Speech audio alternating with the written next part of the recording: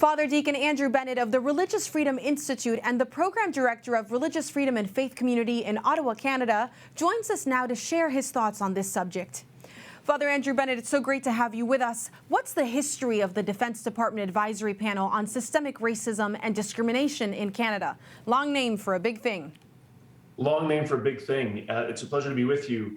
It was struck by the Minister of National Defence in Canada last year, and its mandate was to look at questions of racism, systemic discrimination within the Canadian Armed Forces. And it recently produced a fairly weighty report with a series of recommendations to try and address these concerns within the Canadian Armed Forces. And the Defense Minister claimed on Twitter that the purpose of this was to empower all backgrounds. Aren't religious groups in Canada that would not qualify with these recommendations some of the most ethnically diverse?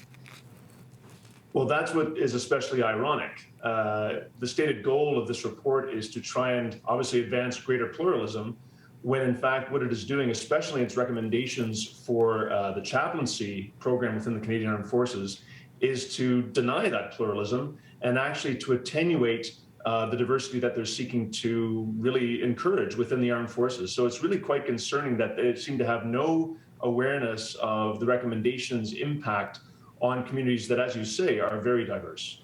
Yeah, there were many troubling recommendations, but one of the most troubling is this. If a soldier who's been wounded in battle or even dying calls for a chaplain, the CAF should not provide one unless it approves of the theological beliefs being offered. Doesn't this deny the role of the chaplaincy completely? Absolutely. You are effectively denying members serving in the Canadian Armed Forces in all three services of access to pastoral care when they most need it. And we also have to remember that Canadian Armed Forces chaplains don't just minister to those of their own religious tradition, but to armed forces personnel generally. Not only that, but they also minister and provide humanitarian support to those communities in which the Canadian Armed Forces personnel might be deployed. So, for example, in Ukraine right now, and on the border with Ukraine, we have Canadian Armed Forces chaplains providing pastoral support, humanitarian support to those Ukrainians who are fleeing the fighting. So it really smacks of real ignorance about the role of the chaplaincy. The National Post reported that the meetings for the CAF do include prayer. And that prayer mentions our grandfathers, the thunder beings, and our grandmother moon. It seems to exclude the language of the Abrahamic religions. What are your thoughts on that? Well, I think what is most important is within the Canadian Armed Forces is to recognize that the Canadian Armed Forces is a microcosm of Canadian society. That within the armed forces, there are people that come from a variety of religious traditions, including those who embrace some form of Indigenous spirituality. But if we were to look at the Canadian Armed Forces as a mirror of the Canadian population, roughly a third of the Canadian population are Catholics.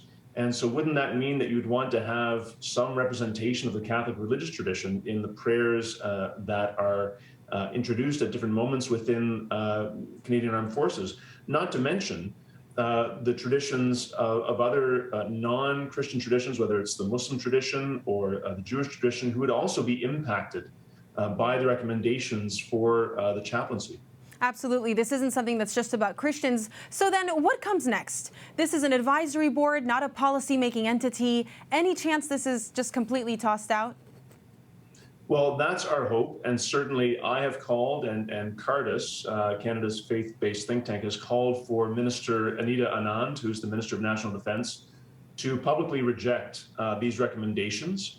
They are really ignorant of faith traditions. And ultimately, the government has no place in determining what are the religious beliefs of various religious communities. It's outside of their remit. So we are calling for the Minister of National Defence to reject these recommendations. But what is concerning is that these recommendations were published, certainly with the knowledge of her office, and that the language in these recommendations is really quite bigoted and inflammatory.